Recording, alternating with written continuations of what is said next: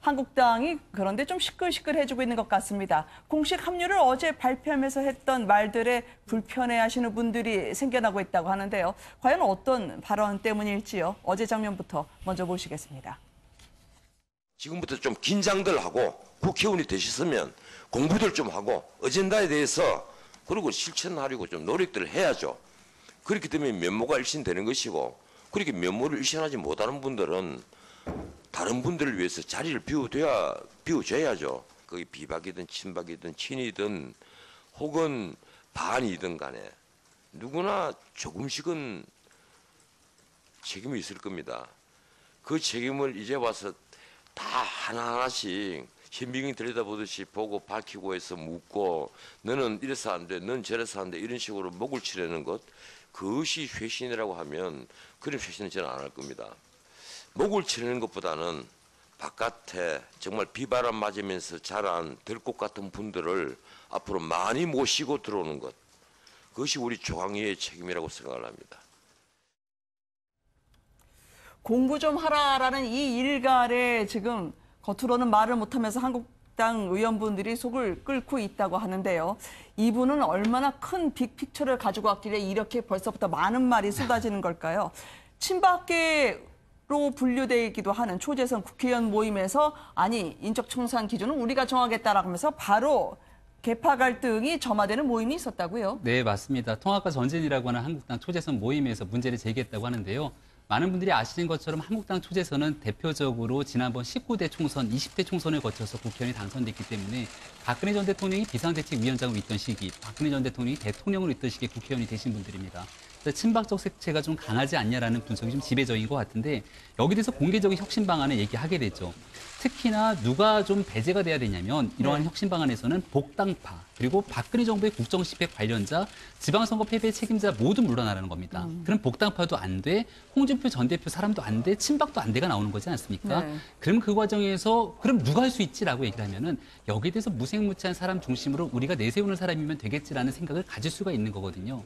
그게 바로 이제 김병준 비대위원장을 비롯한 현재 전원책 변호사가 얘기하고 있는 인적청산과는 좀 반대되는 얘기이기 때문에 이런 방식들을 과연 어떤 식으로 극복할지가 우리가 좀 지켜볼 대목이고 전원책 변호사가 얘기하고 있는 가장 큰 빅피처 그림은 일단은 보수가 통합돼야 된다는 겁니다. 네. 여기에 대해서는 아마 보수적인 유권자라든지 많은 국민들이 크게 반대하는 기류가 없는 상황이라면 이러한 빅피처를 가지고 보수 대통합을 실현하기 위한 명분이 필요하고 그 명분으로서 현역계 친박이 됐던 현역계에서 가장 문제가 되는 의원 몇몇들을 솎아내고 난 뒤에 여기에 새로운 사람들을 모시겠다라는 게 아마 전원책 조강특위 위원회 나름대로 고심과 앞으로의 방향이 되지 않을까 생각이 듭니다.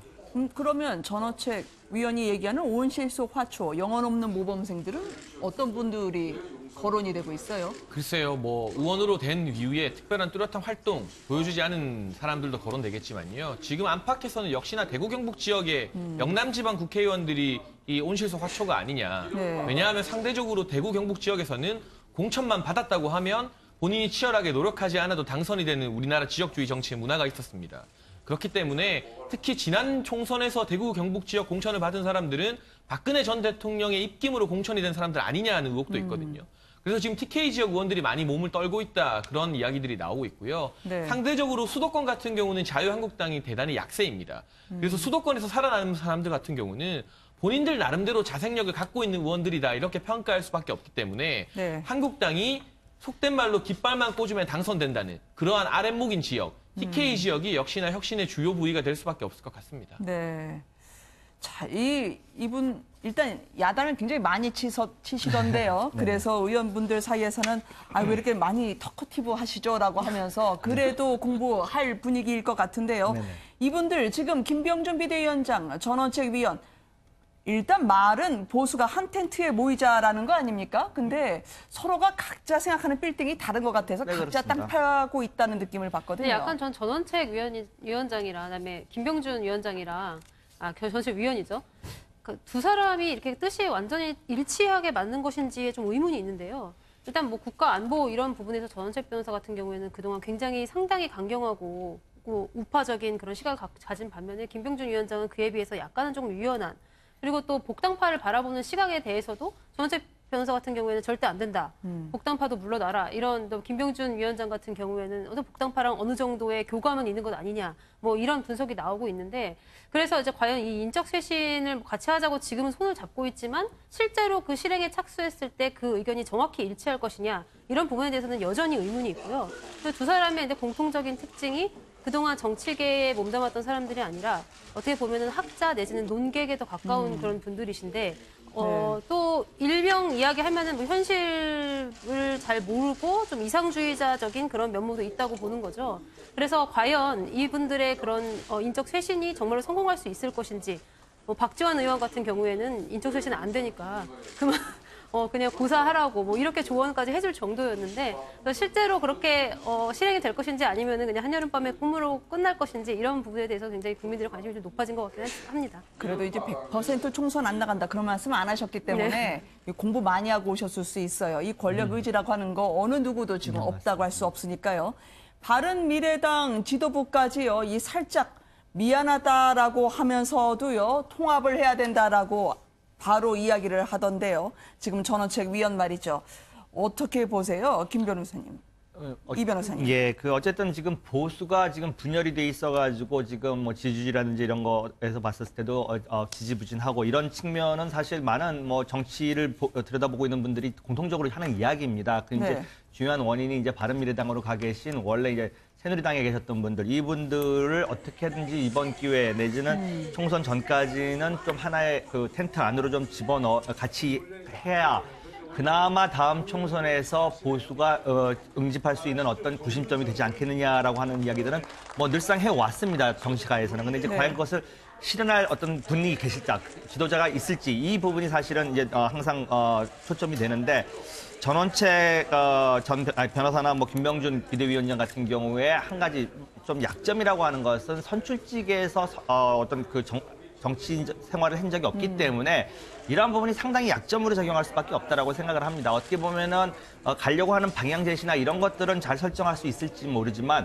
현실 정치를 해본 적이 없기 때문에 그 사람들의 어떤 그 어려움이라든지 이런 것들을 좀 더 발전적으로 이끌어 나갈 수 있는 그런 힘들이 약하기 때문에 어떻게 될지는 좀 더 두고 봐야겠습니다만은 일단 방향 설정은 아까 말씀하신 것처럼 이제 바른미래당에 있는 일부 의원들을 통해 영입이나 어떤 형태로 하나의 우산 안에 좀 둠으로써 보수 대통합 이런 식의 방향 설정이 된 게 아닌가라는 생각해 봅니다. 네.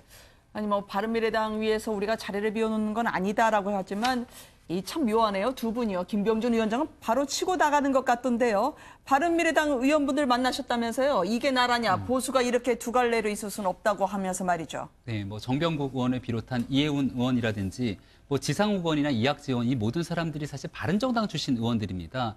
핵심에 대해서 통합전당대회의 쟁점은 유승민 의원의 결단으로 볼 수가 있는 거거든요. 네, 공식적으로는 부인을 했다고 네, 하죠. 만약에 유승민 의원이 결단을 내린 상태로서 전당대회에 참여를 하든 하지 않든 통합전당대회 취지에 공감하면서 범보수 통합을 이루게 된다면 사실 바깥 진영이 있게 되는 오세훈 전 시장 같은 인물이 합류하게 되고 지금 무소속으로 남아있지만 제주도에 있는 원희룡 지사 같은 과거의 보수정당 인물들이 통합전당대회를 통해서 범보수 통합에 나서게 된다면 지금의 바른미래당의 위치는 말 그대로 쪼개진 정당으로서의 기능을 상실할 수 있는 가능성이 굉장히 클 겁니다. 따라서 손학규 대표 입장에서는 바른미래당을 중심으로 한국당이 무너지는 상태에서 새로운 범보수 통합을 고민하고 있는 건데 이 상태에서 만약 바른정당계 인사들 가장 주축이 되는 유승민 의원이 최종적인 결단하게 되면 상당한 어려움에 봉착할 수밖에 없는 터라 고심이 깊을 거고요. 하지만 어느 정도에 대한 신호를 우리가 좀 엿볼 수 있는 건 지난번에 있었던 바른미래당 전당대회에서 손학규 대표가 출범하는 날 그 전당대회에 유승민 대표가 참석하지 않았습니다. 아마도 구 바른정당계 인사들은 지금의 바른미래당으로는 실질적인 보수 구현이 어렵다는 생각 때문에 아마 범보수 통합에 속도를 낼 수 있는 가능성이 훨씬 더 높아 보입니다.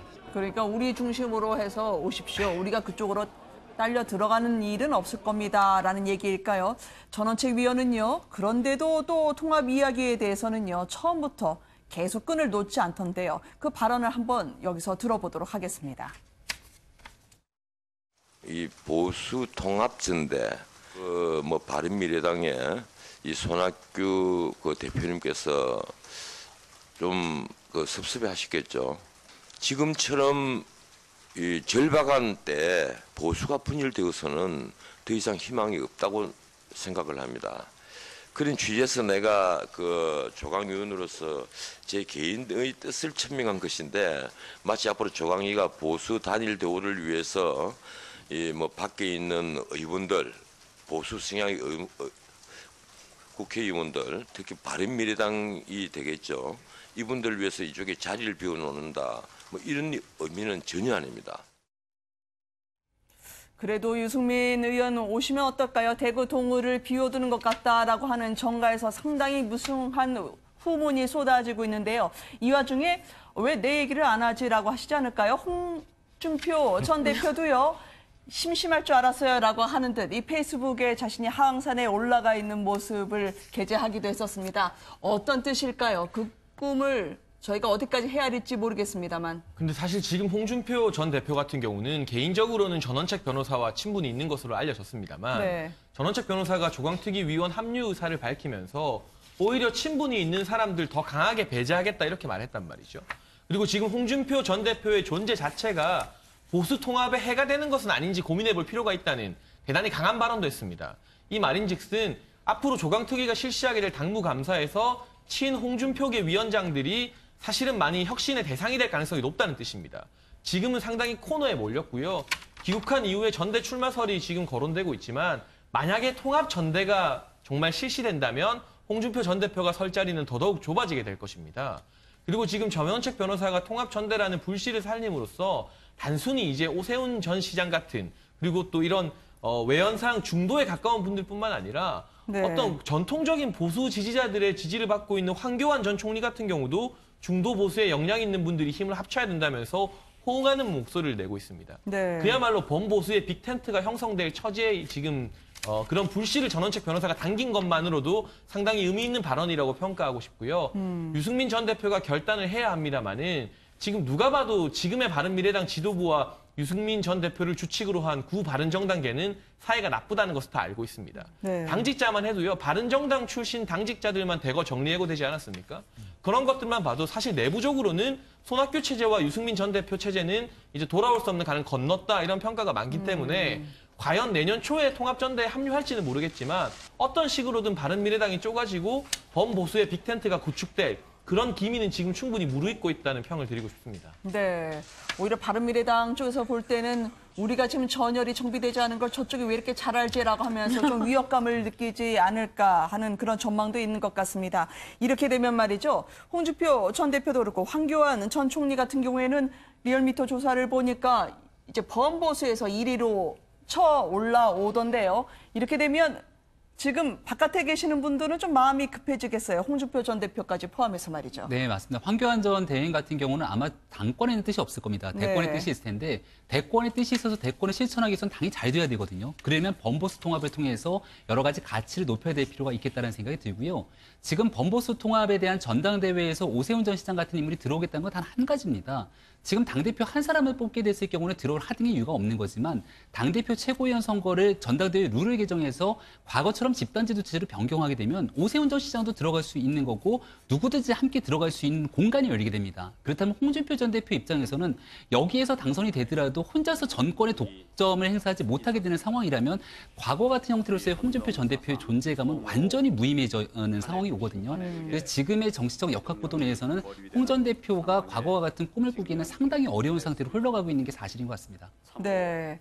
보수 통합. 지금 이 한마디로 중원에서 암약하고 있으셨던 그리고 활동을 준비하고 있던 분들이 일제히 지금 비상하면서 후위를 도모하는 그런 모양새 같아요. 마치 전국 시대처럼 말이죠. 어찌 보면은 그것이 유일하게 예를 들면은 지금 진보 진영에 대해서 대항할 수 있는 그런 그림이라는 것을 다들 알고 계시기 때문에 지금과 같이 보수가 둘로 분열되어 있었을 때는 어떤 식으로 하더라도 민주당에 대항할 수 없다라는 것을 뭐 다들 알고 있기 때문에 외부에서는 계속해서 통합할 수 있는 압박을 계속해서 갈 거라고 저는 생각을 합니다. 그렇게 해야 그러면서 아까 김명민 박사님께서 말씀하셨듯이 그러면서 자기네들은 내부에서 입지를 굳건히 하면서 다시 어떻게 되면 이제 민주당의 후보와 대항할 수 있는 대항마로서의 입지를 확실히 굳히기 때문에 외부에 계신 분들은 끊임없이 이 보수 통합에 대해 힘을 실어줄 거라고 생각을 하는데 아까 장혜찬 평론가님도 말씀하셨듯이 키를 갖고 있는 사람은 결국 유승민 전 대표가 아닌가라는 생각을 하는데요. 네. 그분이 움직임이 어떻게 되느냐에 따라서 상당히 보수 대통합이 추진력을 가질 것이냐 아니면 여기서 큰